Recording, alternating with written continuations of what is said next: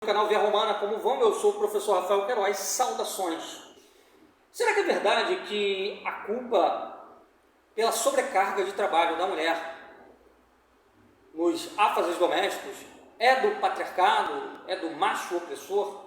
É o tema que nós vamos tratar nesse vídeo de hoje. Por quê? O Enem de 2023 trouxe como tema da redação a invisibilidade do trabalho de cuidado feminino no campo doméstico, como mãe, como esposa, dona de casa. Os textos propostos para trabalhar esse tema do Enem, esse tema da redação do Enem agora em 2023, dão a entender, indicam que a culpa por essa falta de valorização desse trabalho de cuidado seria do patriarcado, ou dos resquícios do patriarcado, ou seja, a culpa seria do macho opressor que não divide os afazeres domésticos com as suas esposas, gerando assim uma sobrecarga em cima delas. Aqui, nesse vídeo de hoje, nós vamos tentar trazer alguns dados mostrando que não é bem por aí que a banda toca. Mas antes disso, eu queria tocar aqui numa questão muito importante, que é a seguinte: o teor ideológico dessa prova do Enem 2023, que não espanta, porque as provas do Enem nos últimos anos, há mais de uma década, vem tendo essa característica, mas essa, sobremaneira, me impressionou. Esse tema é um tema caro, esse tema da redação é um tema caro à esquerda identitária, principalmente aos movimentos feministas, que dão uma ênfase muito grande a essa questão da igualdade no campo trabalhista, né? Na relação do homem trabalhador com a mulher trabalhadora. Então, o debate sobre desigualdade é limitado apenas ao campo sexual, né, e ao campo trabalhista. Não se fala mais das outras desigualdades. Por exemplo, a desigualdade de renda entre pobres e ricos. O que mostra o seguinte, que a esquerda identitária é o bombeiro do sistema, ou seja, há mais de 10 anos, desde a crise de 2008 para cá, a crise econômica, nós temos visto uma acelerada desigualdade, uma crescente, absurda, brutal desigualdade entre pobres e ricos, que mostra um distanciamento cada vez maior entre as classes sociais, mas a esquerda continua focando quase que exclusivamente em questões de ordem racial, de ordem sexual e nessas questões de gênero, não é isso?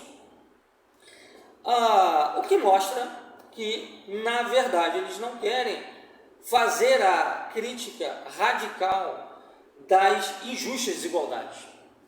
Usando essa questão toda que envolve homens versus mulheres, feminismo versus patriarcado, para alienar a população dos reais problemas que nos acometem.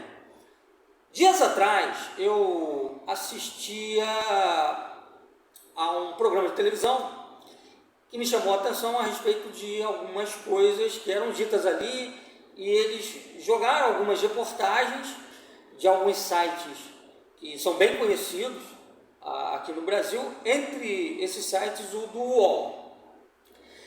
E nesse link, dessa reportagem do UOL, falava de como as mulheres, durante essa semana que teve final de Libertadores aqui no Rio e Fórmula 1, Grande Prêmio de Fórmula 1 em São Paulo, como as mulheres que fazem programa, que se prostituem, estavam conseguindo tirar uma grana a mais.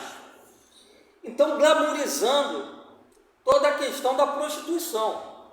E colocaram lá uma menina dizendo assim: não, olha, eu sou formada em pedagogia, fiz especialização em relações públicas, mas eu tiro um dinheiro como prostituta, e nesses finais de semana, que tem eventos, eu chego a conseguir, nessa época, nesses períodos, aí entre 10 a 14 mil reais. Um dinheiro muito bom, que certamente ela não ganha como pedagoga nem como relações públicas, não é? E aqui vai ficando patente, né, o quê? O grau de alienação a que a população está exposta.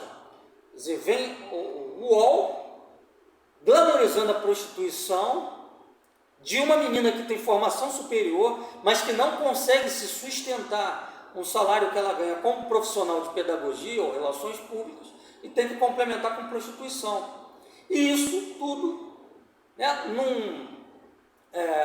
numa matéria aberta para qualquer um ler, onde qualquer menina nova pode acessar aquilo ali e chegar à seguinte conclusão: bom, vamos prostituir, porque é mais negócio do que trabalhar, né, num emprego formal. É isso? Então, o que a gente está vendo no Brasil é o quê? Uma precarização do mundo do trabalho.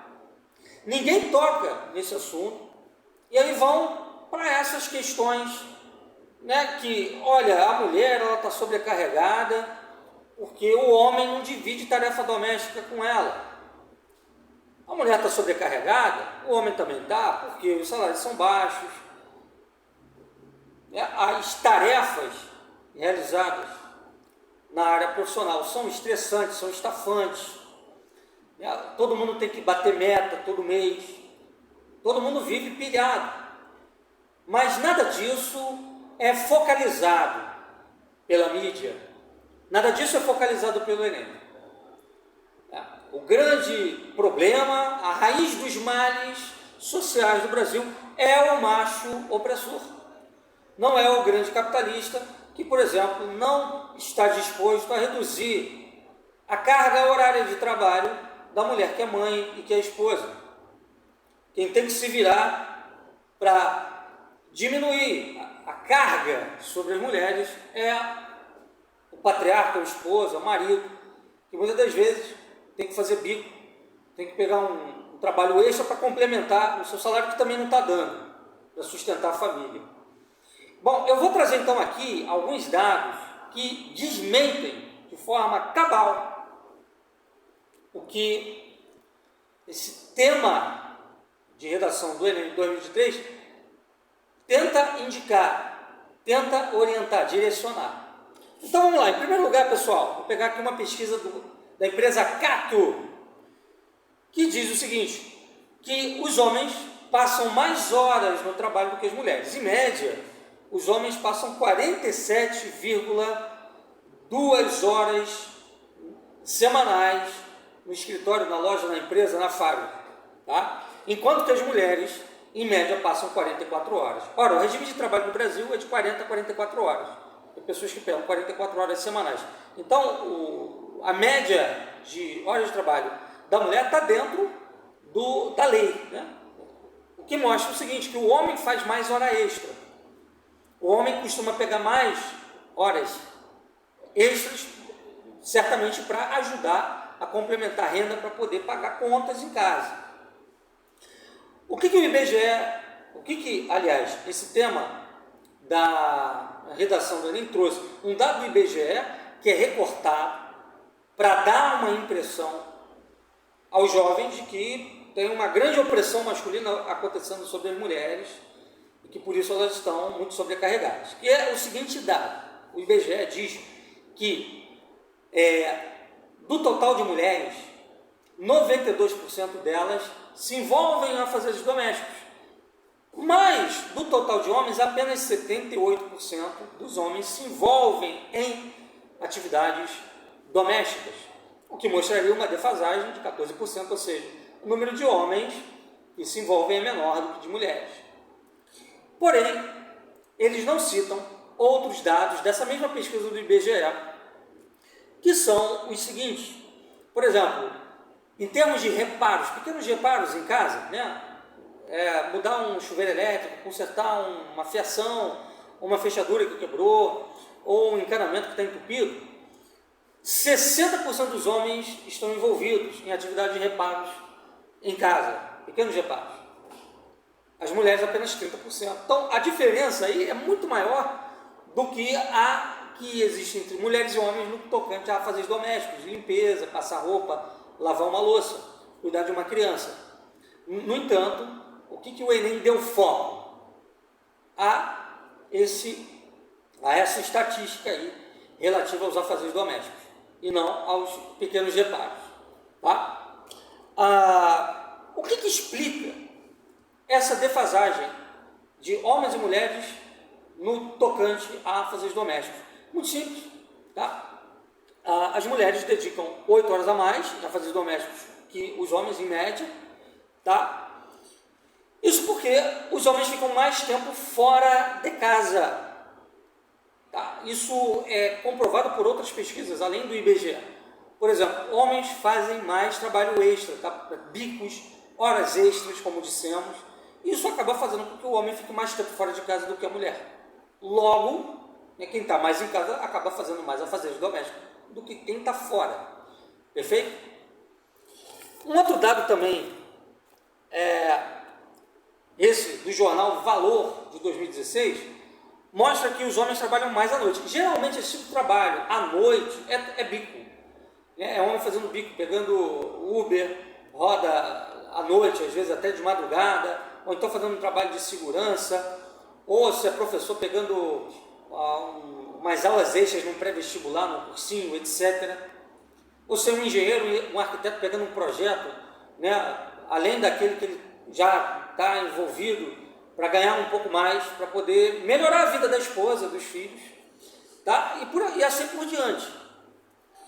Por exemplo, o próprio IBGE 2016 dizia, na sua pesquisa dessa data de 2016, que a carga horária dos homens, atividade profissional, é maior do que as mulheres. Ora, lógico, se você trabalha mais fora, você vai ter menos tempo para fazer atividade doméstica. E, obviamente, que alguém vai ter que fazer. Porque numa família de classe baixa ou de classe média baixa, não há dinheiro suficiente para você contratar empregado. Então, tem que haver um compartilhamento de afazeres. Obviamente, se o homem está mais fora de casa, mais tempo fora de casa, ele vai fazer menos atividades em casa.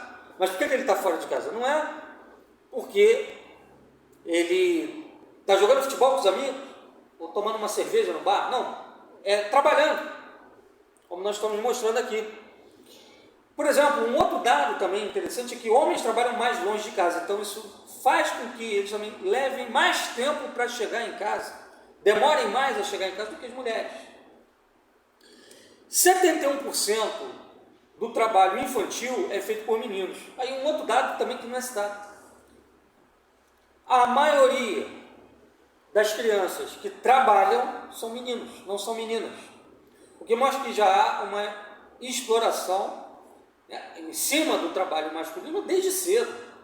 O percentual é altíssimo, a diferença de 71 para 30, altíssima. Mas isso não é citado pelo tema da redação do Enem, segundo a qual há uma invisibilidade da mulher, o trabalho de cuidar da mulher, mas há também uma invisibilidade de todas essas situações que acometem o homem. Na realidade, há uma invisibilidade sobre o trabalhador em geral. As questões relacionadas ao trabalhador não são focalizadas, só as relacionadas a sexo, raça, que é o que o Enem está fazendo. Ele não está focando nas questões trabalhistas que acometem tanto mulheres quanto homens. Está focando numa questão que supostamente só cometeria a mulher por causa do homem, por culpa do homem. Tá?